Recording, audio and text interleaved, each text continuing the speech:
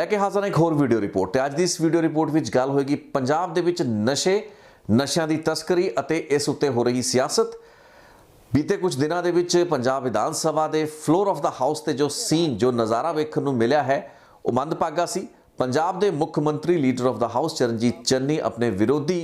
दल के लीडर खास करके अकाली लीडर बिक्रम सिंह मजीठिया उत्ते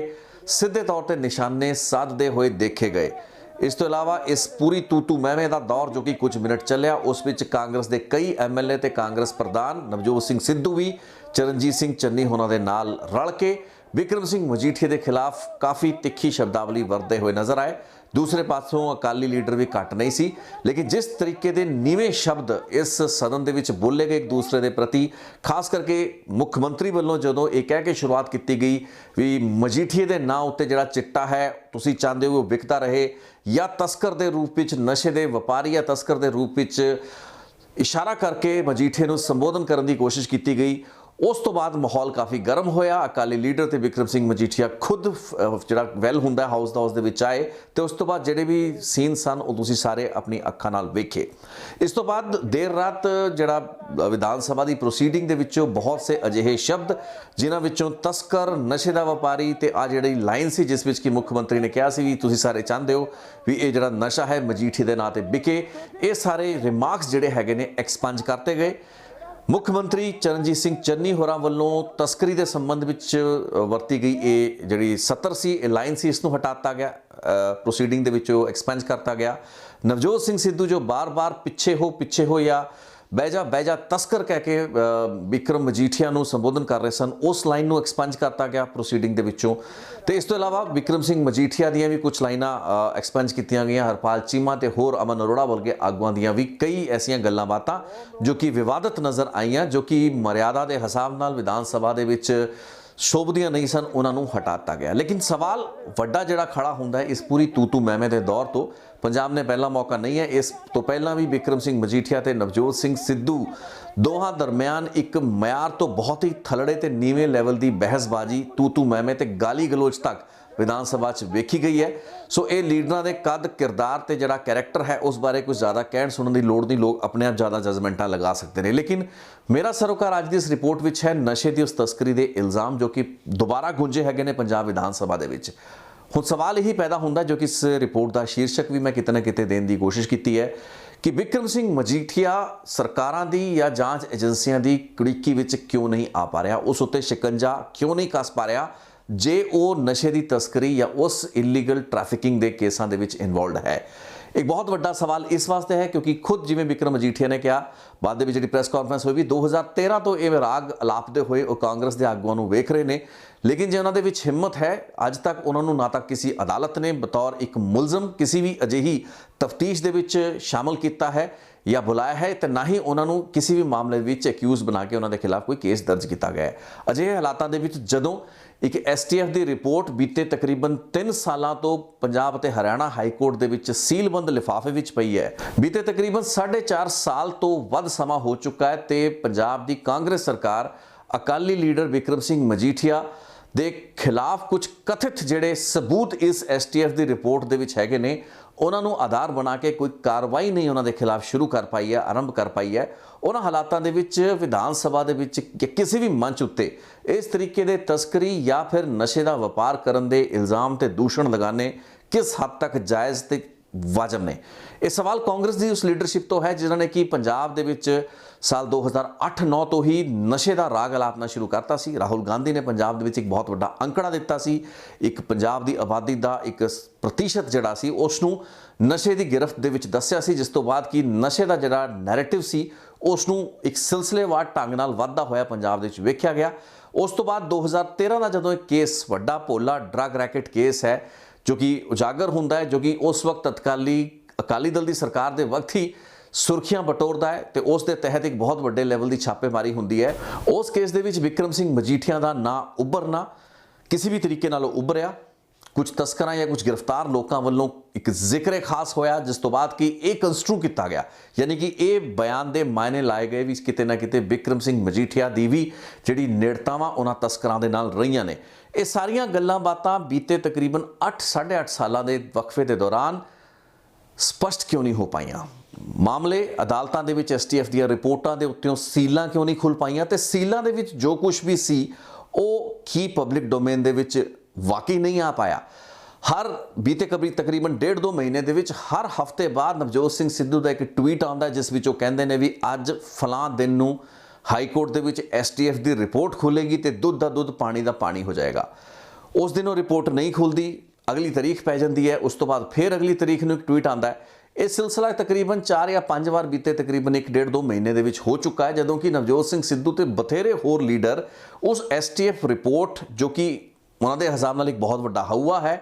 ਉਸ ਦੇ ਜੱਗ ਜ਼ਾਹਰ ਹੋਣ ਦੀ ਗੱਲ ਕਰਦੇ ਨੇ ਤੇ ਉਸ ਰਿਪੋਰਟ ਦੇ ਖੁੱਲਣ ਦੀ ਸਥਿਤੀ ਦੇ ਵਿੱਚ ਇੱਕ ਬਹੁਤ ਵੱਡਾ ਪਿਟਾਰਾ ਖੁੱਲਣ ਦੀ ਗੱਲਬਾਤ ਕਰਦੇ ਨੇ। ਸੋ ਮੈਂ ਪਹਿਲਾਂ ਵੀ ਆਪਣੇ ਇਸ ਮੰਚ ਤੋਂ ਕਈ ਵਾਰ ਇਹ ਚੀਜ਼ ਸਪਸ਼ਟ ਕੀਤੀ ਹੈ ਤੇ ਅੱਜ ਇੱਕ ਵਾਰ ਫੇਰ ਮੈਨੂੰ ਦੁਹਰਾਣੀ ਪੈ ਰਹੀ ਹੈ, ਕਿਉਂਕਿ ਪੰਜਾਬ ਵਿਧਾਨ ਸਭਾ ਦੇ ਵਿੱਚ ਜਿਸ ਤਰੀਕੇ ਨਾਲ ਪੰਜਾਬ ਵਿਧਾਨ ਸਭਾ ਦੇ ਵਿੱਚ ਇਸ ਤਰੀਕੇ ਦੀ ਤੂਤੂ ਮੈਂ ਕਰਕੇ ਦੂਸ਼ਣਬਾਜ਼ੀ ਕਰਕੇ ਪੰਜਾਬ ਦੇ ਲੋਕਾਂ ਦਾ ਧਿਆਨ ਭਟਕਾਉਣ ਦੀਆਂ ਕੋਸ਼ਿਸ਼ਾਂ ਕੀਤੀਆਂ ਜਾ ਰਹੀਆਂ ਨੇ, ਉਹ ਆਪਣੇ ਆਪ ਦੇ ਵਿੱਚ ਬਹੁਤ ਹੀ ਜ਼ਿਆਦਾ ਅਨਫੋਰਚੂਨੇਟ ਨੇ, ਮੰਦਭਾਗਿਆ ਨੇ, ਕਿਉਂਕਿ ਇਹ ਡਰੱਗਸ ਦਾ ਮਾਮਲਾ ਇਸ ਦੇ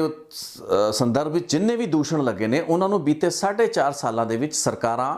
ਸਪਸ਼ਟ ਨਹੀਂ ਕਰ ਪਾਈਆਂ ਨੇ। ਜਿਹੜੇ ਲੋਕਾਂ ਨੂੰ ਸਜ਼ਾਵਾਂ ਹੋਣੀਆਂ ਸੀ ਭੋਲਾ ਡਰੱਗ ਰੈਕਟ ਕੇਸ ਦੇ ਵਿੱਚ ਆਪਾਂ ਦੇਖਿਆ ਵੀ ਤਕਰੀਬਨ 1.5 ਦਰਜਨ ਤੋਂ ਉੱਤੇ ਲੋਕਾਂ ਨੂੰ ਉਹਨਾਂ ਕੇਸਾਂ ਵਿੱਚ ਸਜ਼ਾਵਾਂ ਹੋਈਆਂ, ਲੇਕਿਨ ਸੋ ਕਾਲਡ ਵੱਡੇ ਮਗਰਮੱਛ ਜਾਂ ਸਿਆਸੀ ਜਿਹੜੀ ਮਗਰਮੱਛ ਹੈਗੇ ਨੇ ਉਹ ਇਹਨਾਂ ਕੇਸਾਂ ਦੇ ਵਿੱਚ ਗਿਰਫਤ ਦੇ ਵਿੱਚ ਵੀ ਨਹੀਂ ਆਏ, ਉਹਨਾਂ ਦੇ ਉੱਤੇ ਕੇਸ ਵੀ ਨਹੀਂ ਚੱਲੇ ਤੇ ਉਹ ਇਹਨਾਂ ਦੇ ਕੇਸਾਂ ਦੇ ਵਿੱਚ ਫਸ ਵੀ ਨਹੀਂ ਪਾਏ, ਸਜ਼ਾਵਾਂ ਤਾਂ ਦੂਰ ਦੀ ਗੱਲ ਰਹਿ ਗਈ। ਸੋ ਸਮਝ ਵਿੱਚ ਇਹ ਆਉਂਦਾ ਹੈ ਕਿ ਕਿਤੇ ਨਾ ਕਿਤੇ ਇਸ ਪੂਰੇ ਦੇ ਪੂਰੇ ਡਰੱਗਸ ਦੇ ਮੁੱਦੇ ਦਾ ਸਿਆਸੀ ਲਾਹਾ ਬਟੋਰਨ ਦੀ ਅਜੇ ਵੀ ਆਸ ਤੇ ਉਮੀਦ ਕਾਂਗਰਸੀ ਲੀਡਰਾਂ ਨੂੰ ਹੈ। ਨਵਜੋਤ ਸਿੰਘ ਸਿੱਧੂ ਜਿਨ੍ਹਾਂ ਨੇ ਅੱਜ ਤੋਂ ਤਕਰੀਬਨ ਜੇ ਮੈਂ ਗਲਤ ਨਹੀਂ ਤਾਂ 3-3.5 ਸਾਲ ਪਹਿਲਾਂ ਹੀ ਇੱਕ ਪ੍ਰੈਸ ਕਾਨਫਰੰਸ ਕਰਕੇ ਉਸ ਐਸਟੀਐਫ ਰਿਪੋਰਟ ਨੂੰ ਲੀਕ ਕਰਤਾ ਸੀ। ਉਹ ਐਸਟੀਐਫ ਰਿਪੋਰਟ ਦੇ ਵਿੱਚ ਕੀ ਹੈ ਮੈਂ ਤੁਹਾਨੂੰ ਪਹਿਲਾਂ ਕਲੀਅਰ ਕਰ ਚੁੱਕਾ ਹਾਂ। ਹਰਪ੍ਰੀਤ ਸਿੱਧੂ ਜੋ ਕਿ ਪੰਜਾਬ ਦੇ ਐਸਟੀਐਫ ਦੇ ਮੁਖੀ ਥਾਪੇ ਗਏ ਸਨ, ਉਹਨਾਂ ਨੇ ਇੱਕ ਰਿਪੋਰਟ ਬਣਾਈ। ਰਿਪੋਰਟ ਦੇ ਵਿੱਚ ਉਹਨਾਂ ਨੇ ਹੂਬਹੂ ਇਨਫੋਰਸਮੈਂਟ ਡਾਇਰੈਕਟੋਰੇਟ ਦੇ ਜਿਹੜੇ ਜੁਆਇੰਟ ਡਾਇਰੈਕਟਰ ਰਹੇ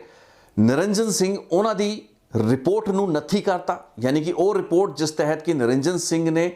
ਪੁੱਛਗਿੱਛ ਕੀਤੀ ਸੀ ਬਿਕਰਮ ਸਿੰਘ ਮਜੀਠੀਆ ਨੂੰ, ਬੁਲਾਇਆ ਗਿਆ ਸੀਗਾ ਕੁਝ ਘੰਟੇ, ਕੁਝ ਨਹੀਂ ਰਾਦਰ ਕਈ ਘੰਟੇ ਇਹ ਜਿਹੜੀ ਪੁੱਛਗਿੱਛ ਬਿਕਰਮ ਸਿੰਘ ਮਜੀਠੀਆ ਤੋਂ ਚੱਲੀ ਸੀ, ਲੇਕਿਨ ਉਹ ਕਨਕਲੂਸਿਵ ਗੱਲਬਾਤ ਨਹੀਂ ਸੀ। ਉਸ ਤੋਂ ਬਾਅਦ ਬਿਕਰਮ ਸਿੰਘ ਮਜੀਠੀਆ ਨੂੰ ਦੁਬਾਰਾ ਬੁਲਾਇਆ ਜਾਣਾ ਸੀ। ਇੱਕ ਬਹੁਤ ਲੰਮਾ ਚੌੜਾ ਪ੍ਰੈਸ਼ਰ ਇਨਫੋਰਸਮੈਂਟ ਡਾਇਰੈਕਟੋਰੇਟ ਦੇ ਉਸ ਵਕਤ ਦੇ ਜਿਹੜੇ ਜੁਆਇੰਟ ਡਾਇਰੈਕਟਰ ਜਾਂ ਅਸਿਸਟੈਂਟ ਡਾਇਰੈਕਟਰ ਰਹੇ ਅਲੱਗ-ਅਲੱਗ ਅਹੁਦਿਆਂ ਤੇ ਇਹਨਾਂ 3-4 ਸਾਲਾਂ ਦੇ ਵਿੱਚ ਨਿਰੰਜਨ ਸਿੰਘ ਰਹੇ, ਉਹਨਾਂ ਉੱਤੇ ਬਹੁਤ ਜ਼ਿਆਦਾ ਪ੍ਰੈਸ਼ਰ ਰਿਹਾ।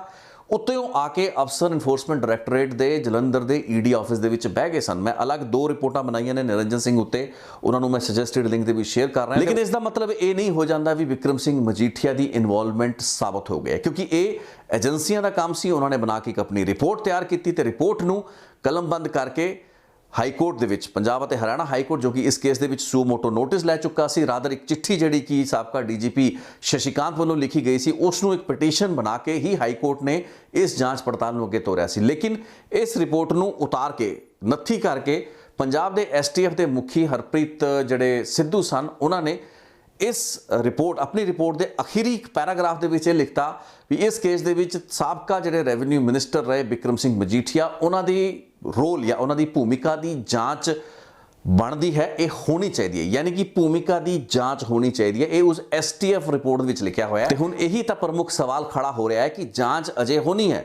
ਐਸਟੀਐਫ ਦੇ ਮੁਖੀ ਨੇ ਵੀ ਪ੍ਰਾਇਮਾ ਫੈਸਾਈ ਇਹ ਮੰਨਿਆ ਹੈ ਵੀ ਬਿਕਰਮ ਸਿੰਘ ਮਜੀਠੀਆ ਦੀ ਭੂਮਿਕਾ ਕੀ ਭੂਮਿਕਾ ਹੈ, ਇਸ ਨੂੰ ਉਹਨਾਂ ਨੇ ਅੰਦਰ ਕਿੰਨਾ ਸਪਸ਼ਟ ਕੀਤਾ ਨਹੀਂ ਕੀਤਾ ਇਹ ਤਾਂ ਕਲੀਅਰ ਨਹੀਂ ਹੈ, ਲੇਕਿਨ ਇਹ ਫੈਕਟ ਹੈ ਵੀ ਨਵਜੋਤ ਸਿੰਘ ਸਿੱਧੂ ਅੱਜ ਤੋਂ 3 ਸਾਲ ਪਹਿਲਾਂ ਹੀ 2.5 ਜਾਂ 3 ਸਾਲ ਪਹਿਲਾਂ ਹੀ ਇਸ ਰਿਪੋਰਟ ਨੂੰ ਇੱਕ ਪ੍ਰੈਸ ਕਾਨਫਰੰਸ ਕਰਕੇ, ਕਿਉਂਕਿ ਉਹਨਾਂ ਕੋਲ ਇਹ ਰਿਪੋਰਟ ਲੀਕ ਕਰਤੀ ਗਈ ਸੀ ਤੇ ਉਹਨਾਂ ਨੇ ਪ੍ਰੈਸ ਕਾਨਫਰੰਸ ਕਰਕੇ ਇਸ ਰਿਪੋਰਟ ਨੂੰ ਨਸ਼ਰ ਕਰਤਾ ਸੀ। ਉਸ ਦੇ ਵਿੱਚ ਸਭ ਤੋਂ ਜਿਹੜੀ ਮੋਟੀ ਗੱਲ ਲਿਖੀ ਹੋਈ ਸੀ ਉਹ ਇਹੀ ਸੀ ਵੀ ਇਸ ਪੂਰੇ ਮਾਮਲੇ ਦੇ ਵਿੱਚ ਬਿਕਰਮ ਸਿੰਘ ਮਜੀਠੀਆ ਦੀ ਭੂਮਿਕਾ ਦੀ ਜਾਂਚ ਬਣਦੀ ਹੈ, ਇਸ ਵਾਸਤੇ ਇਸ ਜਾਂਚ ਨੂੰ ਕੀਤਾ ਜਾਣਾ ਚਾਹੀਦਾ। ਹੁਣ ਐਸਟੀਐਫ ਪੰਜਾਬ ਲਿਖ ਰਿਹਾ ਹੈ ਆਫਟਰ ਹੈਵਿੰਗ ਸਟੱਡੀਡ ਦ ਈਡੀ ਰਿਪੋਰਟ, ਈਡੀ ਰਿਪੋਰਟ ਨੂੰ ਆਧਾਰ ਮੰਨ ਕੇ, ਈਡੀ ਰਿਪੋਰਟ ਨੂੰ ਬੇਸ ਮੰਨ ਕੇ ਜਿਸ ਤਹਿਤ ਕਿ ਈਡੀ ਨੇ ਹੀ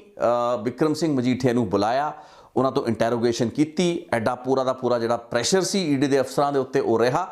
ਪੰਜਾਬ ਪੁਲਿਸ ਨੇ ਆਪਣੇ ਵੱਲੋਂ ਕੁਝ ਨਹੀਂ ਕੀਤਾ, ਐਸਟੀਐਫ ਨੇ ਆਪਣੇ ਵੱਲੋਂ ਕੁਝ ਨਹੀਂ ਕੀਤਾ, ਬਲਕਿ ਸਿਰਫ ਉਹ ਈਡੀ ਦੀ ਰਿਪੋਰਟ ਅੱਗੇ ਲਗਾ ਕੇ ਉਸ ਦੇ ਉੱਤੇ 2 ਲਾਈਨਾਂ ਲਿਖ ਕੇ ਉਸ ਨੂੰ ਜਿਸ ਨੂੰ ਕਹਿੰਦੇ ਵੀ ਆਪਾਂ ਐਂਡੋਰਸ ਕਰਤਾ ਜਾਂ ਉਸ ਦੇ ਵਿੱਚ ਇੱਕ ਆਧਾਰ ਇੱਕ ਲਾਈਨ ਲਿਖ ਕੇ ਕ੍ਰੀਏਟ ਕਰਤਾ ਵੀ ਬਿਕਰਮ ਸਿੰਘ ਮਜੀਠੀਆ ਦੀ ਭੂਮਿਕਾ ਦੀ ਜਾਂਚ ਬਣਦੀ ਹੈ ਤੇ ਇਸ ਬਾਰੇ ਜਾਂਚ ਹੋਣੀ ਚਾਹੀਦੀ ਹੈ। ਸੋ ਇਹ ਆਪਣੇ ਆਪ ਦੇ ਵਿੱਚ ਕਾਰਨ ਨਹੀਂ ਹੈ, ਇਹ ਆਪਣੇ ਆਪ ਦੇ ਵਿੱਚ ਕੋਈ ਐਸਾ ਫਤਵਾ ਵੀ ਨਹੀਂ ਹੈ, ਐਸਾ ਕੋਈ ਫੈਸਲਾ ਵੀ ਨਹੀਂ ਹੈ ਜਿਸ ਨੂੰ ਕਿ ਬਹੁਤ ਵੱਡੀ ਅਹਿਮੀਅਤ ਦਿੱਤੀ ਜਾਏ। ਲੇਕਿਨ ਕਿਉਂਕਿ ਸਿਆਸਤ ਹੋ ਰਹੀ ਹੈ ਤੇ ਨਵਜੋਤ ਸਿੰਘ ਸਿੱਧੂ ਵਰਗੇ ਆਗੂ, ਮੈਨੂੰ ਹੈਰਾਨੀ ਸੀ ਵੀ ਵਿਧਾਨ ਸਭਾ ਦੇ ਮੰਚ ਦੇ ਉੱਤੋਂ ਖੜੇ ਹੋ ਕੇ ਜਿਸ ਤਰੀਕੇ ਨਾਲ ਬਿਕਰਮ ਸਿੰਘ ਮਜੀਠੀਆ ਨੂੰ ਬਾਰ-ਬਾਰ ਤਸਕਰ ਕਹਿ ਕੇ ਸੰਬੋਧਨ ਕੀਤਾ ਗਿਆ, ਉਹ ਸ਼ਖਸ ਜੋ ਕਿ ਖੁਦ ਹਾਈ ਕੋਰਟ ਤੇ ਸੁਪਰੀਮ ਕੋਰਟ ਦੇ ਵਿੱਚੋਂ ਇੱਕ ਗੈਰ ਇਰਾਦਤਨ ਹੱਤਿਆ ਦੇ ਕੇਸ ਦੇ ਵਿੱਚ ਸਜ਼ਾ ਹਾਸਲ ਕਰ ਚੁੱਕਾ ਹੈ, ਉਹ ਅੱਜ ਇੱਕ ਅਜਿਹੇ ਬੰਦੇ ਨੂੰ ਤਸਕਰ ਕਹਿ ਰਿਹਾ ਸੀਗਾ। ਨੋ ਡਾਊਟ ਕਿ ਬਹੁਤ ਬਦਨਾਮੀ ਜਿਹੜੀ ਹੈ ਬਿਕਰਮ ਸਿੰਘ ਮਜੀਠੀਆ ਦੀ ਇਹਨਾਂ ਨਸ਼ੇ ਦੀ ਤਸਕਰੀ ਦੇ ਕੇਸਾਂ ਦੇ ਵਿੱਚ ਹੋਈ ਹੈ, ਸਿਆਸੀ ਪੱਧਰ ਤੇ ਉਹਨਾਂ ਦੇ ਨਾਂ ਉੱਤੇ ਕਾਫੀ ਕਿੱਚੜ ਉਛਲਿਆ ਹੈ। ਲੇਕਿਨ ਅਜੇ ਤੱਕ ਪੰਜਾਬ ਸਰਕਾਰ ਦੀ STF ਜਾਂ ED ਦੀ ਰਿਪੋਰਟਾਂ ਕਨਕਲੂਸਿਵ ਨਹੀਂ ਹੈਗੀਆਂ ਨੇ। ਕਨਕਲੂਸਿਵ ਕਿਉਂ ਨਹੀਂ ਹੈਗੀਆਂ ਨੇ ਮੈਂ ਤੁਹਾਨੂੰ ਅੱਗੇ ਦੱਸ ਦਿੰਦਾ, ਕਿਉਂਕਿ ਆਪਾਂ ਨਹੀਂ, ਆਪਣੀ ਸਭ ਲੋਕਾਂ ਦੀ ਪ੍ਰੋਬਲਮ ਹੈ, ਇਨਕਲੂਡਿੰਗ ਪੋਲੀਟੀਕਲ ਲੋਕ ਤਾਂ ਚਾਹੁੰਦੇ ਨੇ ਵੀ ਅਸੀਂ ਉਸੇ ਤਰੀਕੇ ਦੇ ਨੈਰੇਟਿਵ ਤੇ ਡਿਸਕੋਰਸ ਦੇ ਵਿੱਚ ਤੁਰੀਏ ਜਿਵੇਂ ਕਿ ਇਹ ਸਾਨੂੰ ਲੈ ਕੇ ਤੁਰਨਾ ਚਾਹੁੰਦੇ ਨੇ। ਲੇਕਿਨ ਸਾਡੀ ਪ੍ਰੋਬਲਮ ਹੈ ਵੀ ਅਸੀਂ ਤੱਥਾਂ ਤੇ ਜਾਣਾ ਹੀ ਨਹੀਂ ਚਾਹੁੰਦੇ, ਅਸੀਂ ਫੈਕਟਸ ਦੇ ਵਿੱਚ ਜਾਣਾ ਨਹੀਂ ਚਾਹੁੰਦੇ। ਸਾਡੇ ਹਿਸਾਬ ਨਾਲ ਇੱਕ STF ਦੀ ਰਿਪੋਰਟ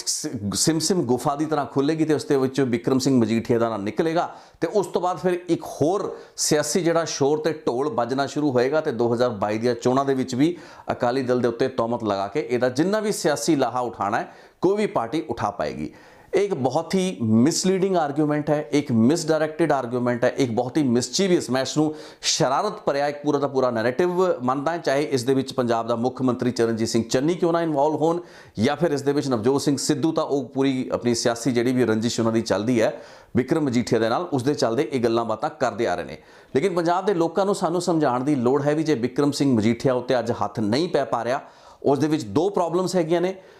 पहली प्रॉब्लम तो यह हैगी भी ਜਿਹੜੇ भी लोगों के नाल या ਜਿਹੜੇ भी लोगों के जरिए होके इस पूरे के पूरे ड्रग्स के कारोबार, इंटरनेशनल ड्रग रैकेट जिस दे विच चिट्टे का कारोबार, वो चिट्टा जो कि एफिड्रीन, स्यूडो एफिड्रीन,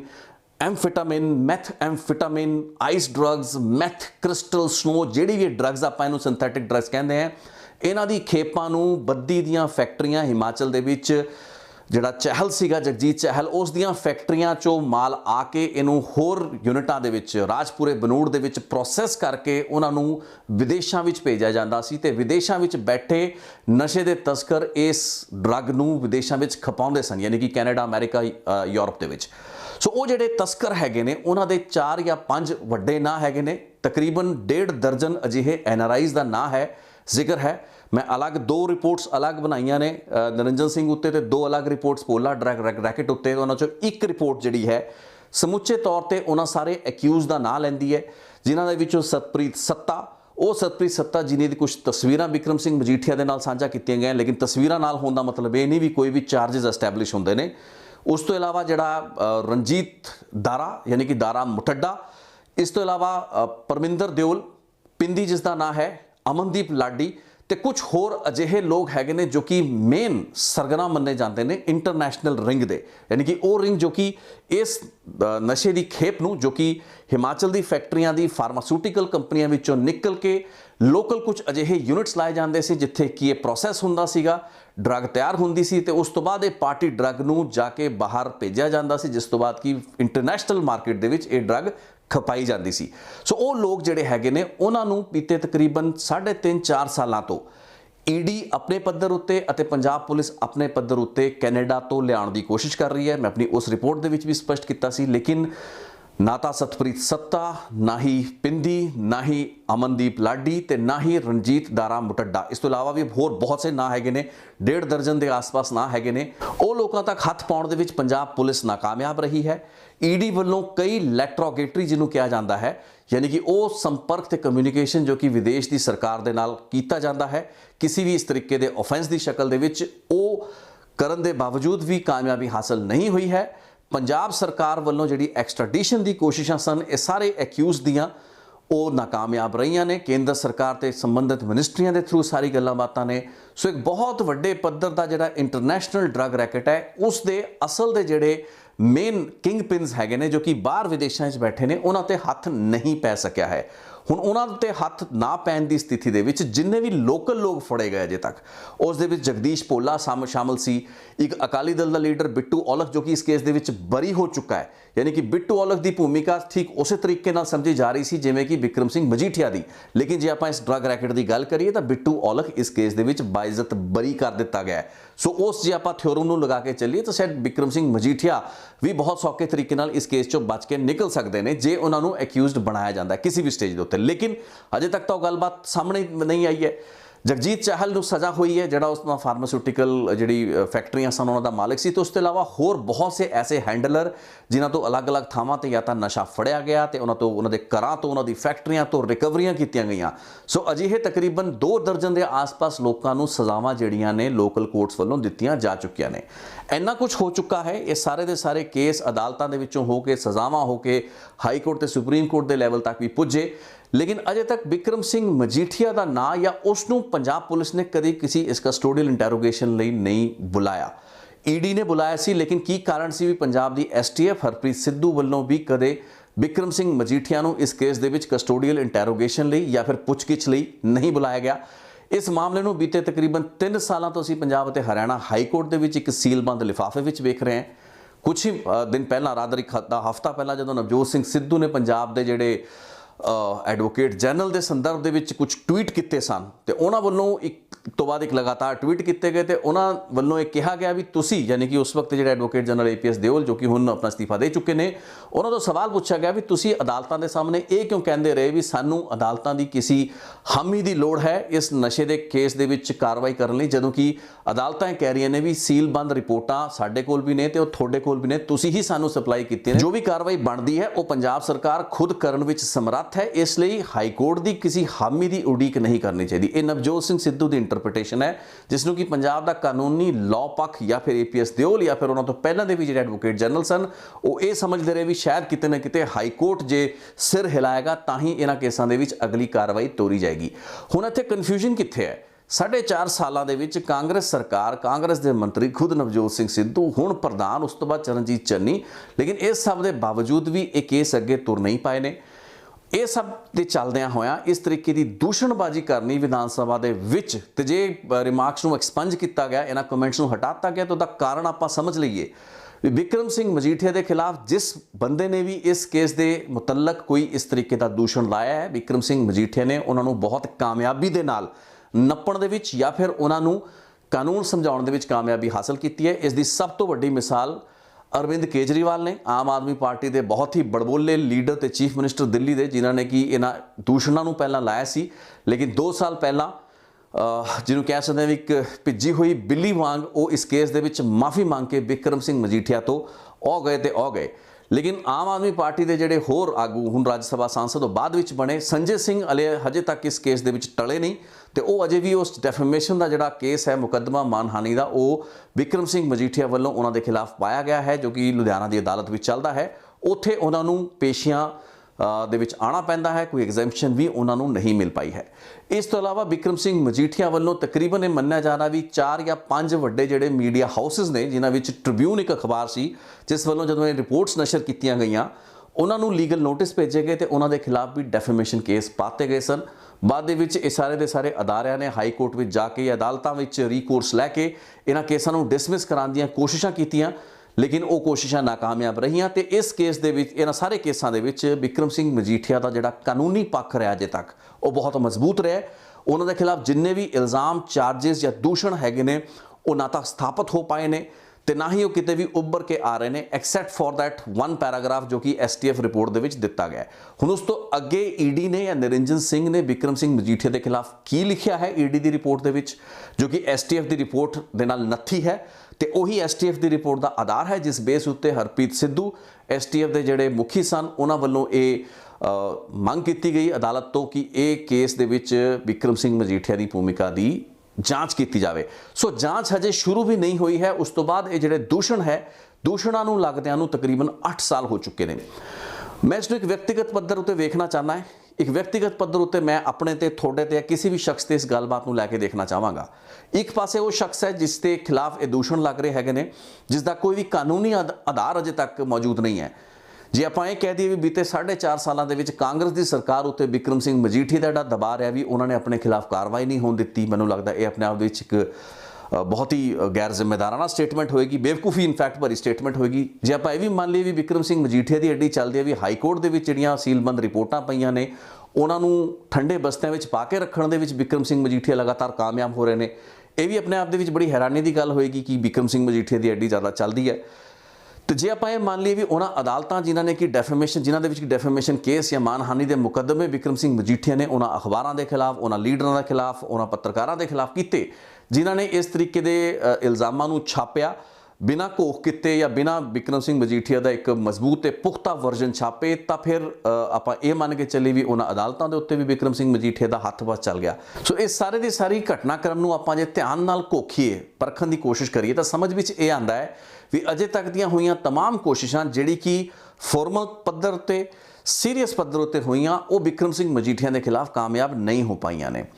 ਈਡੀ ਦੀ ਰਿਪੋਰਟ, ਐਸਟੀਐਫ ਦੀ ਰਿਪੋਰਟ ਦੇ ਵਿੱਚ ਕੀ ਕੁਝ ਹੈ ਇਹ ਜ਼ਿਆਦਾਤਰ ਪਬਲਿਕ ਦੇ ਵਿੱਚ ਆ ਚੁੱਕਾ ਹੈ। ਮੋਟਾ ਜਿਹੜਾ ਇਲਜ਼ਾਮ ਹੈ ਜੋ ਕਿ ਕਿਤੇ ਨਾ ਕਿਤੇ ਈਡੀ ਦੀ ਜਾਂਚ ਪੜਤਾਲ ਦੇ ਵਿੱਚ ਨਿਕਲ ਕੇ ਆਉਂਦਾ ਹੈ, ਜਿਸ ਦੇ ਬੇਸ ਉੱਤੇ ਇੱਕ ਹੋਰ ਆਧਾਰ ਪੈਦਾ ਹੁੰਦਾ ਵੀ ਇਹ ਜਾਂਚ ਕੀਤੀ ਜਾਵੇ। ਇਨਵੈਸਟੀਗੇਟਿਵ ਏਜੰਸੀਆਂ ਜਾਂ ਐਸਟੀਐਫ ਕਹਿ ਰਹੀ ਹੈ ਵੀ ਜਾਂਚ ਦੀ ਗੁੰਜਾਇਸ਼ ਬਣਦੀ ਹੈ, ਅਸੀਂ ਇਸ ਬਾਰੇ ਜਾਂਚ ਕਰ ਸਕਦੇ ਹਾਂ। ਠੀਕ ਉਸੇ ਤਰੀਕੇ ਨਾਲ ਜਿਵੇਂ ਕਿ ਈਡੀ ਨੇ ਬਿਕਰਮ ਸਿੰਘ ਮਜੀਠੀਆ ਨੂੰ ਬੁਲਾ ਕੇ ਉਹਨਾਂ ਤੋਂ ਪੁੱਛਗਿੱਛ ਕੀਤੀ, ਕਈ ਘੰਟੇ ਤੱਕ ਉਹ ਪੁੱਛਗਿੱਛ ਚੱਲੀ ਵੀ। ਉਹਦੇ ਵਿੱਚ ਮਸਲਾ ਕੀ ਸੀ ਵੀ ਜਗਜੀਤ ਸਿੰਘ ਚਾਹਲ ਇੱਕ ਐਸਾ ਬਿਜ਼ਨਸਮੈਨ ਸੀ ਜਿਸ ਦੀ ਫੈਕਟਰੀਆਂ ਦੇ ਵਿੱਚ ਇਹ ਜਿਹੜਾ ਰॉ ਪ੍ਰੋਸੈਸ ਮਟੀਰੀਅਲ ਹੁੰਦਾ ਹੈ, ਰॉ ਮਟੀਰੀਅਲ ਜਿਨ੍ਹਾਂ ਨੂੰ ਐਫੀਡਰੀਨ, ਸਿਊਡੋਐਫੀਡਰੀਨ ਕਹਿੰਦੇ ਨੇ,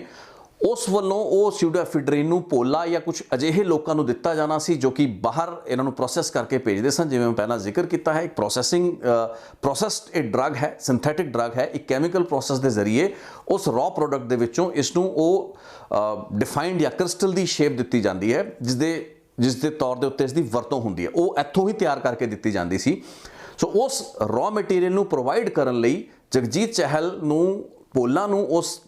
ਰॉ ਮਟੀਰੀਅਲ ਨੂੰ ਪ੍ਰੋਵਾਈਡ ਕਰਨ ਦੀ ਜਿਹੜੀ ਸਿਫਾਰਿਸ਼ ਸੀ ਉਹ ਕੁਝ ਲੋਕਾਂ ਵੱਲੋਂ ਕੀਤੀ ਗਈ, ਜਿਸ ਵਿੱਚ ਸਤਪ੍ਰੀਤ ਸੱਤਾ ਵੀ ਪ੍ਰਮੁੱਖ ਸੀ, ਕਿਉਂਕਿ ਸਤਪ੍ਰੀਤ ਸੱਤਾ ਦੀ ਹੀ ਇਨਵੋਲਵਮੈਂਟ ਦੇ ਨਾਲ ਇਹ ਪੂਰਾ ਦਾ ਪੂਰਾ ਟ੍ਰੇਡ ਚੱਲਦਾ ਸੀ। ਇੱਥੋਂ ਤੱਕ ਗੱਲ ਸਮਝ ਵਿੱਚ ਆਉਂਦੀ ਹੈ। ਲੇਕਿਨ ਇਸ ਦੇ ਵਿੱਚ ਬਿਕਰਮ ਸਿੰਘ ਮਜੀਠੀਆ ਤੇ ਬਿੱਟੂ ਔਲਖ ਦਾ ਨਾਂ ਕਿਵੇਂ ਉੱਭਰਦਾ ਹੈ, ਉਹ ਇਸ ਵਾਸਤੇ ਉੱਭਰਦਾ ਹੈ ਵੀ ਮੰਨਿਆ ਇਹ ਜਾਂਦਾ ਵੀ ਸਤਪ੍ਰੀਤ ਸੱਤਾ ਜਾਂ ਕੁਝ ਅਜਿਹੇ ਲੋਕ ਜਿਹੜੇ ਸਨ ਉਹ ਬਿਕਰਮ ਸਿੰਘ ਮਜੀਠੀਆ ਦੇ ਘਰੇ ਆਉਂਦੇ ਜਾਂਦੇ ਸਨ। ਚੋਣਾਂ ਦੇ ਵੱਖ-ਵੱਖ ਇਲੈਕਸ਼ਨਾਂ, ਚਾਹੇ 2007 ਦੀ ਹੋਵੇ ਜਾਂ ਉਸ ਤੋਂ ਬਾਅਦ ਦੀਆਂ ਵੀ ਇਲੈਕਸ਼ਨਾਂ ਦੇ ਦੌਰਾਨ ਉਹਨਾਂ ਦਾ ਬਿਕਰਮ ਸਿੰਘ ਮਜੀਠੀਆ ਦੇ ਨਾਲ ਆਣਾ ਜਾਣਾ ਸੀ ਤੇ ਉਹਨਾਂ ਦੀ ਗੱਡੀਆਂ ਬਿਕਰਮ ਸਿੰਘ ਮਜੀਠੀਆ ਦੇ ਵੱਲੋਂ ਪ੍ਰੋਵਾਈਡ ਕੀਤੀ ਗਈ ਸਿਕਿਉਰਿਟੀ ਗਾਰਡ, ਸਿਕਿਉਰਿਟੀ ਦੇ ਜਿਹੜੇ ਮੁਲਾਜ਼ਮ ਸਨ ਤੇ ਕਾਰਾਂ ਵਗੈਰਾ ਉਹਨਾਂ ਨੂੰ ਮੁਹੱਈਆ ਕਰਾਈਆਂ ਜਾਂਦੀਆਂ ਸਨ। ਸੋ ਕੀ ਇਹ ਆਪਣੇ ਆਪ ਦੇ ਵਿੱਚ ਆਧਾਰ ਮੰਨਿਆ ਜਾ ਸਕਦਾ ਹੈ ਇਸ ਚੀਜ਼ ਉੱਤੇ ਯਕੀਨ ਕਰਨ ਦਾ ਵੀ ਜਿਹੜੀਆਂ ਗੱਡੀਆਂ, ਸਿਕਿਉਰਿਟੀ ਗਾਰਡ ਵਗੈਰਾ ਪ੍ਰੋਵਾਈਡ ਕਰਾਏ ਜਾਂਦੇ ਸਨ ਸਤਪ੍ਰੀਤ ਸੱਤਾ ਨੂੰ, ਉਸ ਦੀ ਦੁਰਵਰਤੋਂ ਡਰੱਗਸ ਦੀ ਟ੍ਰੈਫਿਕਿੰਗ ਦੇ ਵਿੱਚ ਹੁੰਦੀ ਸੀ। ਇਹ ਇੱਕ ਅਗਲੀ ਕਰੋਲਰੀ ਹੈ ਜਿਸ ਨੂੰ ਆਪਾਂ ਕਹਿ ਸਕਦੇ ਹਾਂ ਕਿ ਡੈਰੀਵੇਸ਼ਨ ਹੈ, ਇੱਕ ਆਪਣਾ ਹਾਈਪੋਥੇਸਿਸ ਹੈ। ਇਸ ਨੂੰ ਪ੍ਰੂਵ ਕਰਨਾ, ਇਸ ਨੂੰ ਸਪਸ਼ਟ ਕਰਨਾ ਜਾਂ ਇਸ ਨੂੰ ਸਾਬਤ ਕਰਨਾ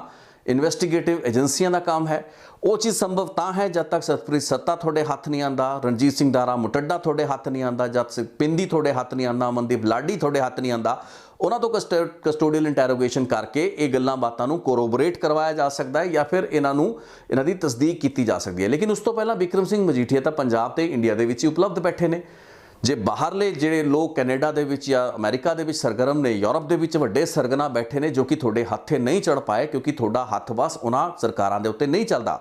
ਕੈਨੇਡਾ ਸਰਕਾਰ ਪੰਜਾਬ ਜਾਂ ਭਾਰਤ ਸਰਕਾਰ ਦੀ ਇਸ ਮੰਗ ਨੂੰ ਬੀਤੇ ਤਕਰੀਬਨ 3 ਸਾਲਾਂ ਤੋਂ ਠੰਡੇ ਬਸਤੇ ਵਿੱਚ ਪਾ ਕੇ ਰੱਖਿਆ ਹੋਇਆ। ਤਾਂ ਕੈਨੇਡਾ ਨੇ ਪੰਜਾਬ ਸਰਕਾਰ ਜਾਂ ਭਾਰਤ ਸਰਕਾਰ ਦੀ ਇਸ ਥਿਊਰੀ ਉੱਤੇ ਵਿਸ਼ਵਾਸ ਨਹੀਂ ਕੀਤਾ। ਮੈਂ ਅਲੱਗ ਰਿਪੋਰਟਾਂ ਬਣਾਈਆਂ ਵੀ ਕੈਨੇਡਾ ਦੇ ਵਿੱਚ ਵੀ ਪੰਜਾਬੀਆਂ ਵੱਲੋਂ ਡਰੱਗਸ ਦੇ ਐਡੇ ਵੱਡੇ ਜਿਹੜੇ ਨੈਟਵਰਕ ਤੋਰੇ ਗਏ ਅਮਰੀਕਾ ਜਾਂ ਕੈਨੇਡਾ ਜਾਂ ਟ੍ਰਾਂਸਕੌਂਟੀਨੈਂਟਲ ਜਿਹੜੇ ਨੈਟਵਰਕ ਸਨ, ਉਹਨਾਂ ਤੋਂ ਬਾਅਦ ਉਹਨਾਂ ਨੂੰ ਵੀ ਦਿੱਕਤਾਂ ਆਈਆਂ। ਲੇਕਿਨ ਇਸ ਕੇਸ ਦੇ ਵਿੱਚ, ਪੋਲਾ ਡਰੱਗ ਸਕੈਂਡਲ ਕੇਸ ਦੇ ਵਿੱਚ, ਸਤਪ੍ਰੀਤ ਸੱਤਾ, ਮੁਠੱਡਾ, ਇਹ ਜਿੰਨੇ ਵੀ ਲੋਕ ਹੈਗੇ ਨੇ, ਇਹਨਾਂ ਨੂੰ ਭਾਰਤ ਨੂੰ ਹੈਂਡਓਵਰ ਕਰਨ ਦੇ ਵਿੱਚ ਇਹਨਾਂ ਸਰਕਾਰਾਂ ਨੂੰ ਬੜੀਆਂ ਦਿੱਕਤਾਂ ਰਹੀਆਂ। ਸੋ ਇਹੀ ਕਾਰਨ ਸੀ ਵੀ ਤੁਸੀਂ ਇਸ ਪੂਰੇ ਮਾਮਲੇ ਦੇ ਵਿੱਚ ਜਿੰਨੇ ਮਰਜ਼ੀ ਆਪਾਂ ਹਨੇਰੇ 'ਚ ਡੰਡੇ ਵਜਾ ਲਈਏ, ਕਿਤੇ ਪਹੁੰਚਣਾ ਕਿਸੇ ਨੇ ਹੈ ਨਹੀਂ। ਸਿਰਫ ਇੱਕ ਤੇ ਇੱਕ ਤਰੀਕਾ ਸੀ ਇਸ ਪੂਰੇ ਕੇਸ ਦੇ ਹੱਲ ਦਾ, ਕਿਉਂਕਿ ਮੈਂ ਬੜੀ ਲੌਜੀਕਲ ਜੀ ਗੱਲ ਕਰ ਰਿਹਾ, ਮੈਂ ਬੜੀ ਸਿੱਧੀ ਗੱਲ ਕਰ ਰਿਹਾ, ਕਿਉਂਕਿ ਇਸ ਮੁੱਦੇ ਨੂੰ ਤੁਸੀਂ 2022 ਛੱਡੋ, 2027 ਦੇ ਚੋਣਾਂ ਤੱਕ ਵੀ ਆਪਣੇ ਸਿਆਸੀ ਜੁਗਾਲੀ, ਜਿੱਦਾਂ ਮੈਂ ਸ਼ਬਦ ਦਾ ਪਹਿਲਾਂ ਜ਼ਿਕਰ ਕੀਤਾ ਸੀ, ਉਹ ਸਿਆਸੀ ਜੁਗਾਲੀ ਜਿਵੇਂ ਗਾਵਾਂ ਤੇ ਮੱਝਾਂ ਕਰਦੀਆਂ ਨੇ, ਉਹ ਸਿਆਸੀ ਜੁਗਾਲੀ ਲਈ ਆਪਾਂ ਆਉਣ ਵਾਲੇ 2-4 ਹੋਰ ਇਲੈਕਸ਼ਨਾਂ ਤੱਕ ਇਸ ਡਰੱਗ ਦੇ ਮੁੱਦੇ ਨੂੰ ਭੁਣਾ ਸਕਦੇ ਹਾਂ, ਇਹਦੀ ਵਰਤੋਂ ਕਰ ਸਕਦੇ ਹਾਂ। ਲੇਕਿਨ ਜੇ ਆਪਾਂ ਨਤੀਜੇ ਤੇ ਪਹੁੰਚਣਾ ਹੋਏ ਤਾਂ ਬਿਕਰਮ ਸਿੰਘ ਮਜੀਠੀਆ ਪੰਜਾਬ ਦੇ ਵਿੱਚ ਨੇ, ਇੰਡੀਆ ਦੇ ਵਿੱਚ ਨੇ, ਪੁਲਿਸ ਉਹਨਾਂ ਨੂੰ ਬੁਲਾਵੇ, ਉਹਨਾਂ ਤੋਂ ਪੁੱਛਗਿੱਛ ਕਰੇ ਤੇ ਉਹਨਾਂ ਤੋਂ ਜੋ ਵੀ ਚੀਜ਼ਾਂ ਨਿਕਲਦੀਆਂ ਨੇ ਉਹ ਨਿਕਲਵਾਉਣ ਦੀ ਕੋਸ਼ਿਸ਼ ਕਰੇ ਜਿਵੇਂ ਕਿ ਈਡੀ ਨੇ ਕੀਤੀ। ਹੁਣ ਇਸ ਦੇ ਵਿੱਚ ਕੀ ਦਿੱਕਤਾਂ ਪੇਸ਼ ਆਉਣਗੀਆਂ ਅਦਾਲਤ ਦੇ ਵਿੱਚ ਇਸ ਪੂਰੇ ਮੁੱਦੇ ਨੂੰ ਲੈ ਕੇ, ਕਿਸ ਤਰੀਕੇ ਦੇ ਰਿਲੀਫ ਵਿਕਰਮ ਸਿੰਘ ਮਜੀਠੀਆ ਲੈ ਪਾਉਣਗੇ ਨਹੀਂ ਲੈ ਪਾਉਣਗੇ, ਇਹ ਤਾਂ ਸਮਾਂ ਦੱਸੇਗਾ। ਲੇਕਿਨ ਇੰਨੀ ਕਿ ਹਿੰਮਤ ਤਾਂ ਕੋਈ ਕਰੇ ਜੇ ਕਰਨਾ ਚਾਹੁੰਦਾ ਹੈ। ਜੇ ਆਪਾਂ ਇਹ ਗੱਲਾਂ ਬਾਤਾਂ ਨਾ ਤਾਂ ਹਿੰਮਤ ਕਰ ਸਕਦੇ ਹਾਂ, ਨਾ ਉਹ ਹਰਪ੍ਰੀਤ ਸਿੱਧੂ STF ਦੀਆਂ ਜਿਹਨਾਂ ਟੀਮਾਂ ਸਨ ਵਿਕਰਮ ਸਿੰਘ ਮਜੀਠੀਆ ਤੋਂ ਪੁੱਛ ਪਾਉਣ। ਉਹਨਾਂ ਨੂੰ ਸ਼ਾਇਦ ਇਹ ਸੀਗਾ ਵੀ ਅਸੀਂ ਪਹਿਲਾਂ ਜਿਹੜੇ ਹੋਰ ਕਿੰਗ ਪਿਨ ਫੜ ਲਈਏ, ਫਿਰ ਉਹਨਾਂ ਦੀ ਇੰਟੈਰੋਗੇਸ਼ਨ ਦੇ ਵਿੱਚ ਜਦੋਂ ਨਾ ਆਏਗਾ, ਕਿਉਂਕਿ ਵੱਡਾ ਸਿਆਸੀ ਨਾ ਹੈ ਵਿਕਰਮ ਮਜੀਠੀ ਦਾ, ਜਦੋਂ ਨਾ ਆਏਗਾ ਤਾਂ ਉਸ ਵਕਤ ਅਸੀਂ ਹੱਥ ਪਾਵਾਂਗੇ। ਲੇਕਿਨ ਉਹ ਸਾਰੀ ਦੀ ਸਾਰੀ ਜਿਹੜੀ ਪਲੈਨਿੰਗ ਸੀ ਜਾਂ ਉਹ ਸਾਰੀ ਦੀ ਸਾਰੀ ਕਵਾਇਦ ਸੀ ਉਹ ਕਿਸੇ ਵੀ ਸਿੱਟੇ ਤੇ ਨਹੀਂ ਪਹੁੰਚੀ ਹੈ, ਕਿਉਂਕਿ ਕੈਨੇਡਾ ਦੀ ਸਰਕਾਰ ਦਾ ਤੁਹਾਨੂੰ ਕੋਆਪਰੇਸ਼ਨ ਨਹੀਂ ਮਿਲਿਆ ਹੈ। ਸੋ ਇਹਨਾਂ ਹਾਲਾਤਾਂ ਦੇ ਵਿੱਚ ਵਿਕਰਮ ਸਿੰਘ ਮਜੀਠੀਆ ਹੀ ਇੱਕ ਮੇਨ ਕੈਰੈਕਟਰ ਨੇ ਜੋ ਕਿ ਭਾਰਤ ਦੇ ਵਿੱਚ ਬੈਠੇ ਨੇ, ਪੰਜਾਬ ਦੇ ਵਿੱਚ ਬੈਠੇ ਨੇ, ਤੁਹਾਡੀ ਵਿਧਾਨ ਸਭਾ ਅਸੈਂਬਲੀ ਦੇ ਵਿੱਚ ਤੁਹਾਡੇ ਨਾਲ ਤੁਹਾਡੀ ਅੱਖਾਂ ਦੇ ਵਿੱਚ ਅੱਖਾਂ ਪਾ ਕੇ ਗੱਲਬਾਤ ਕਰਦੇ ਨੇ ਤੇ ਤੁਹਾਨੂੰ ਵੰਗਾਰਦੇ ਨੇ। ਇੱਕ ਤੋਂ ਬਾਅਦ ਇੱਕ ਲੀਗਲ ਨੋਟਿਸ ਉਹਨਾਂ ਨੇ ਅਖਬਾਰਾਂ TV ਚੈਨਲਾਂ ਨੂੰ ਸਭ ਨੂੰ ਦੇ ਕੇ ਲੀਡਰਾਂ ਤੋਂ ਦਿੱਲੀ ਦੇ ਚੀਫ ਮਿਨਿਸਟਰ ਤੱਕ ਤੋਂ ਮਾਫੀਆਂ ਮੰਗਾਤੀਆਂ ਨੇ। ਜੇ ਉਹ ਇੱਥੇ ਬੈਠੇ ਨੇ ਤੇ ਤੁਸੀਂ ਉਹਨਾਂ ਨੂੰ ਹੱਥ ਨਹੀਂ ਪਾ ਰਹੇ ਹੋ ਤਾਂ ਇਸ ਦੇ ਪਿੱਛੇ ਕੋਈ ਨਾ ਕੋਈ ਕਾਰਨ ਜ਼ਰੂਰ ਹੋਏਗਾ। ਇਸ ਨੂੰ ਆਪਾਂ ਸਮਝਣ ਦੀ ਕੋਸ਼ਿਸ਼ ਕਰੀਏ। ਬਾਕੀ ਗੱਲਾਂ ਬਾਤਾਂ ਸਿਆਸੀ ਦੂਸ਼ਣ ਸਿੱਟ ਕੇ, ਜਿਵੇਂ 2017 ਦੇ ਵਿੱਚ ਸਿਆਸੀ ਦੂਸ਼ਣ ਲਾ ਦਿਓ, ਕੈਪਟਨ ਅਮਰਿੰਦਰ ਸਿੰਘ ਗੁਟਕਾ ਸਾਹਿਬ ਦੀ ਸਹੁੰ ਖਾਲਨ, ਨਸ਼ਿਆਂ ਦਾ ਲੱਕ ਭੰਨਣ ਦੀ ਗੱਲ ਕਰ ਲਈਏ ਤੇ ਵੱਡੇ ਮਗਰਮੱਛਾਂ ਨੂੰ ਜੇਲ੍ਹਾਂ 'ਚ ਡੱਕਣ ਦੀ ਗੱਲ ਕਰ ਲਈਏ ਤੇ ਉਸ ਤੋਂ 4.5 ਸਾਲ ਬਾਅਦ ਉਹਨਾਂ ਨੂੰ ਆਪਣੀ ਹੀ ਸਰਕਾਰ ਤੋਂ ਲਾਤਾ ਜਾਵੇ ਤੇ ਨਵੇਂ ਬਣੇ ਮੁੱਖ ਮੰਤਰੀ ਫਿਰ ਵਿਧਾਨ ਸਭਾ ਦੇ ਫਲੋਰ ਦੇ ਉੱਤੇ ਉਹੀ ਗੱਲਾਂ ਬਾਤਾਂ ਕਰਨ ਜੋ ਕਿ ਕੈਪਟਨ ਅਮਰਿੰਦਰ ਸਿੰਘ ਸ਼ਾਇਦ ਉਹਨਾਂ ਦੌਰ ਦੇ ਵਿੱਚ ਕਰਦੇ ਹੁੰਦੇ ਸਨ। ਉਹਨਾਂ ਦੇ ਨਾਲ ਉਹੀ ਲੀਡਰ ਉਸੇ ਤਰੀਕੇ ਦੀ ਪੂਰੀ ਕਹਾਣੀ ਉੱਥੇ ਦੀ ਉੱਥੇ ਲਿਆ ਕੇ ਖੜੀ ਕਰਦੇ, ਪਰ ਨਾਲਾ ਉੱਥੇ ਦਾ ਉੱਥੇ। ਲੋੜ ਤਾਂ ਆਮ ਲੋਕਾਂ ਨੂੰ, ਤੁਹਾਡੇ ਮੇਰੇ ਵਰਗਿਆਂ ਨੂੰ ਸਮਝਣ ਦੀ ਹੈ ਵੀ ਅਸਲ ਦੇ ਵਿੱਚ ਮੁੱਦੇ ਫਸੇ ਕਿੱਥੇ ਹੋਏ ਨੇ। ਕ੍ਰਿਟੀਕਲ ਜਿਹੜੇ ਰੋਡ ਬਲੌਕਸ ਨੇ ਜਾਂ ਬੋਟਲਨੈਕਸ ਜਿਹਨੂੰ ਆਪਾਂ ਕਹਿੰਦੇ ਨੇ ਇਨਵੈਸਟੀਗੇਸ਼ਨ ਦੇ, ਉਹ ਉੱਥੇ ਨੇ। ਕੈਨੇਡਾ, ਭਾਰਤ, ਅਮਰੀਕਾ ਦੀ ਸਰਕਾਰਾਂ ਆਪਸ ਦੇ ਵਿੱਚ ਉਹਨਾਂ ਤੋਂ ਉਹ ਜਿੰਨੇ ਵੀ ਅਕਿਊਜ਼ਡ ਨੇ ਉਹਨਾਂ ਦੀ ਕਸਟਡੀ ਅਸੀਂ ਹਾਸਲ ਨਹੀਂ ਕਰ ਪਾ ਰਹੇ। ਜਦ ਤੱਕ ਕਸਟਡੀ ਨਹੀਂ ਮਿਲੇਗੀ ਅਸੀਂ ਪੁੱਛਗਿੱਛ ਨਹੀਂ ਕਰ ਪਾਵਾਂਗੇ। ਵੈਸੇ ਵੀ ਦੱਸ ਦਿਓ, ਸਾਰੇ ਦੇ ਸਾਰੇ ਜਿੰਨੇ ਲੋਕ ਹੈਗੇ ਨੇ ਕੈਨੇਡਾ ਜਾਂ ਅਮਰੀਕਾ ਦੇ ਸਿਟੀਜ਼ਨ ਹੈਗੇ ਨੇ, ਯੂਰਪ ਦੇ ਸਿਟੀਜ਼ਨ ਹੈਗੇ ਨੇ, ਜਦੋਂ ਤੁਹਾਡੇ ਕੋਲ ਕਸਟਡੀ ਵਿੱਚ ਆ ਵੀ ਜਾਂਦੇ ਨੇ, ਤੁਸੀਂ ਕਿਸ ਹੱਦ ਤੱਕ ਉਹਨਾਂ ਤੋਂ ਕਿੰਨੀ ਕੁ ਸਖਤੀ ਕਰਕੇ ਉਹਨਾਂ ਤੋਂ ਪੁੱਛਗਿੱਛ ਕਰ ਸਕਦੇ ਹੋ। ਜੱਗੀ ਜੌਲ ਦਾ ਕੇਸ ਤੁਹਾਡੇ ਸਾਹਮਣੇ ਹੀ ਹੈ। ਉਹਨਾਂ ਨੂੰ ਇੱਥੇ ਗ੍ਰਿਫਤਾਰ ਕੀਤਾ ਗਿਆ ਤੇ ਉਸ ਕਾਰਨ ਭਾਰਤ ਸਰਕਾਰ ਤੇ ਇੰਡੀਅਨ ਜਿਹੜੀ ਲਾਅ ਇਨਫੋਰਸਮੈਂਟ ਏਜੰਸੀ ਦੀ ਜਿਹੜੀ ਰੈਪੂਟੇਸ਼ਨ ਹੈ ਉਸ ਨੂੰ ਢਾਹ ਵੱਜੀ ਹੈ, ਜਿਸ ਤੋਂ ਬਾਅਦ ਕਿ ਕੈਨੇਡਾ ਅਮਰੀਕਾ ਦੀ ਸਰਕਾਰਾਂ ਵੀ ਸ਼ਾਇਦ ਆਪਣੇ ਜਿਹੜੇ ਸਿਟੀਜ਼ਨ ਉੱਥੋਂ ਦੇ ਹੈਗੇ ਨੇ ਉਹਨਾਂ ਨੂੰ ਭਾਰਤ ਨੂੰ ਸੌਂਪਣ ਤੋਂ ਪਹਿਲਾਂ ਸੋਚ ਰਹੀਆਂ ਨੇ। ਤੇ ਉਸ ਵਕਤ ਜਦੋਂ ਕਿ ਪੰਜਾਬ ਪੁਲਿਸ ਨੇ ਉਹਨਾਂ ਦੀ ਇੰਟੈਰੋਗੇਸ਼ਨ ਕਰਨੀ ਹੋਵੇ ਜਾਂ ਉਹਨਾਂ ਤੋਂ ਹੋਰ ਜਿਹੜੇ ਤੱਥ ਹਾਸਲ ਕਰਨੇ ਹੋਣ। ਸੋ ਇਹ ਸਭ ਰੋਡ ਬਲੌਕਸ ਜਾਂ ਬੋਟਲਨੈਕਸ ਦੇ ਚੱਲਦਿਆਂ ਹੋਇਆਂ ਇਸ ਤਰੀਕੇ ਦੀ ਸਿਆਸੀ ਦੂਸ਼ਣਬਾਜ਼ੀ, ਮੈਨੂੰ ਲੱਗਦਾ ਇਸ ਦਾ ਕੋਈ ਮਾਇਨਾ ਨਹੀਂ ਹੈ, ਸਿਰਫ ਲੋਕਾਂ ਨੂੰ ਭਰਮਾਉਣ ਦੀ ਕੋਸ਼ਿਸ਼ ਹੈ। ਇੱਕ ਵਾਰ ਫਿਰ ਉਹੀ ਨੈਰੇਟਿਵ ਨੂੰ ਦੁਬਾਰਾ ਆਪਾਂ ਕਹਿੰਦੇ ਹਾਂ ਰੀਵਾਈਵ ਕੀਤੇ ਜਾਣ ਦੀ ਕੋਸ਼ਿਸ਼ ਹੈ। ਦੁਬਾਰਾ ਤੋਂ ਅਸੀਂ ਮੁੜ ਸੁਰਜੀਤ ਕਰਨਾ ਚਾਹੁੰਦੇ ਹਾਂ 2017 ਦੇ ਉਸ ਨੈਰੇਟਿਵ ਨੂੰ ਜੋ ਕਿ ਹੋਣਾ ਨਹੀਂ ਹੈ।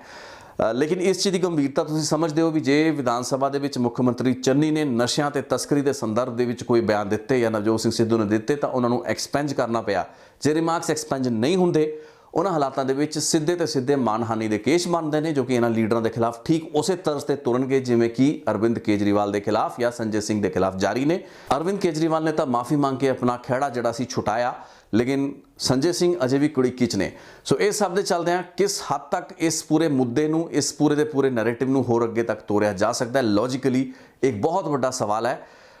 ਸਿਆਸਤ ਆਪਣੀ ਥਾਂ ਹੈ, ਲੇਕਿਨ ਮੈਨੂੰ ਲੱਗਦਾ ਵੀ ਲੋਕਾਂ ਨੂੰ ਥੋੜ੍ਹੇ ਜਿਹੇ ਸੁਹਿਰਦ, ਜ਼ਿੰਮੇਵਾਰ ਤੇ ਰੋਸ਼ਨ ਖਿਆਲ ਹੋਣ ਦੀ ਲੋੜ ਹੈ। ਘੱਟੋ ਘੱਟ ਇਹਨਾਂ ਕੇਸਾਂ ਦੇ ਮੁਤਲਕ ਜੇ ਹੱਥ ਵਾ ਸਾਡਾ ਵਿਦੇਸ਼ੀ ਏਜੰਸੀਆਂ ਤੇ ਨਹੀਂ ਚੱਲ ਰਿਹਾ ਤੇ ਲੋਕਲੀ ਅਸੀਂ ਵਿਕਰਮ ਸਿੰਘ ਮਜੀਠੀਆ ਨੂੰ ਇਸ ਵਾਸਤੇ ਹੱਥ ਨਹੀਂ ਪਾ ਸਕਦੇ ਜਾਂ ਪਾਣਾ ਚਾਹ ਰਹੇ ਵੀ ਬਹੁਤ ਵੱਡਾ ਸਿਆਸੀ ਬਵਾਲ ਖੜਾ ਹੋ ਸਕਦਾ ਹੈ, ਉਹਦੇ ਕੀ ਫਿਰ ਗੰਭੀਰ ਸਿਆਸੀ ਸਿੱਟੇ ਹੋਣਗੇ। ਉਹਨਾਂ ਹਾਲਾਤਾਂ ਦੇ ਵਿੱਚ ਇਸ ਤਰੀਕੇ ਦੀ ਜਿਹੜੀ ਗੱਲਬਾਤ ਹੈ, ਦੂਸ਼ਣਬਾਜ਼ੀ ਹੈ, ਉਹ ਮੈਨੂੰ ਲੱਗਦਾ ਬੰਦ ਕਰਨ ਦੀ ਲੋੜ ਹੈ। ਗੱਲ ਰਹੀ ਵਿਕਰਮ ਸਿੰਘ ਮਜੀਠੀਆ ਦੀ, ਤਾਂ ਜਿਹੜੀ ਬਦਨਾਮੀ ਉਹਨਾਂ ਦੀ ਹੋ ਚੁੱਕੀ ਹੈ, ਜਿਹੜੇ ਧੱਬੇ ਉਹਨਾਂ ਦੇ ਕਿਰਦਾਰ ਉੱਤੇ ਲੱਗੇ ਹੈਗੇ ਨੇ, ਉਹਨਾਂ ਨੂੰ ਹਲੇ ਧੁੱਲਣ ਵਿੱਚ ਟਾਈਮ ਲੱਗੇਗਾ ਕਿਉਂਕਿ ਪ੍ਰੋਪੇਗੈਂਡਾ ਬੜੇ ਵੱਡੇ ਪੱਧਰ ਦਾ ਹੋ ਚੁੱਕਾ ਹੈ। ਸੋ ਉਹਨਾਂ ਲਈ ਵੀ ਇਹ ਬੈਸਟ ਇੰਟਰਸਟ ਦੇ ਵਿੱਚ ਹੈ ਵੀ ਇਸ ਪੂਰੇ ਮਾਮਲੇ ਦੇ ਵਿੱਚ ਇੱਕ ਸਹੀ ਤੇ ਨਿਰਪੱਖ ਜਾਂਚ ਹੋਵੇ, ਤੇ ਜੇ ਉਸ ਵਿੱਚੋਂ ਕਲੀਅਰ ਨਿਕਲ ਕੇ ਆ ਪਾਉਣ ਤਾਂ ਹੀ ਜ਼ਿਆਦਾ ਬੈਟਰ ਹੈ। ਨਹੀਂ ਤਾਂ ਜਿੰਨੀ ਦੇਰ ਤੱਕ ਇਹ ਮਾਮਲਾ ਲਟਕਦਾ ਰਹੇਗਾ ਉਨੀ ਦੇਰ ਤੱਕ ਇਹ ਸਾਰਾ ਦਾ ਸਾਰਾ ਜਿਹੜਾ ਸਿਆਸੀ ਜੁਗਾਲੀ ਦਾ ਦੌਰ ਹੈ, ਸਿਲਸਿਲਾ ਹੈ, ਉਸਨੇ ਇੱਦਾਂ ਹੀ ਤੁਰਦੇ ਰਹਿਣਾ ਹੈ। ਬਹਰਾਲ ਇਸ ਰਿਪੋਰਟ ਦੇ ਵਿੱਚ ਮੈਨੂੰ ਇਜਾਜ਼ਤ ਦਿਓ, ਇੰਨੀ ਗੱਲਬਾਤ ਕਰਨਾ ਚਾਹੁੰਦਾ ਸੀ ਮੈਂ। ਉਮੀਦ ਕਰਾਂਗਾ ਠੀਕ ਲੱਗੀ ਹੋਏਗੀ। ਬਾਕੀ ਹੋਰ ਸਜੈਸਟਡ ਲਿੰਕ ਮੈਂ ਪਾਤੇ ਨੇ ਪੁਰਾਣੀਆਂ ਰਿਪੋਰਟਸ ਤੇ, ਪੋਲਾ ਡਰੱਗ ਸਕੈਂਡਲ ਤੇ ਨਿਰੰਜਨ ਸਿੰਘ ਦੇ ਅਲੱਗ-ਅਲੱਗ ਕੇਸਿਸ ਬਾਰੇ 4 ਵੀਡੀਓਜ਼ ਨੇ। ਉਮੀਦ ਕਰਾਂਗਾ ਤੁਸੀਂ ਜੇ ਉਹ ਨਹੀਂ ਵੇਖਿਆ ਅਜੇ ਤੱਕ ਉਹ ਜ਼ਰੂਰ ਵੇਖਿਓ, ਤੇ ਉਹਦੇ ਵਿੱਚ ਬਹੁਤ ਸੇ ਫੈਕਟਸ ਹੋਰ ਹੈਗੇ ਨੇ ਜੋ ਕਿ ਅੱਜ ਦੀ ਰਿਪੋਰਟ ਵਿੱਚ ਕਵਰ ਨਹੀਂ ਹੋ ਪਾਏ। ਬਹੁਤ ਬਹੁਤ ਧੰਨਵਾਦ।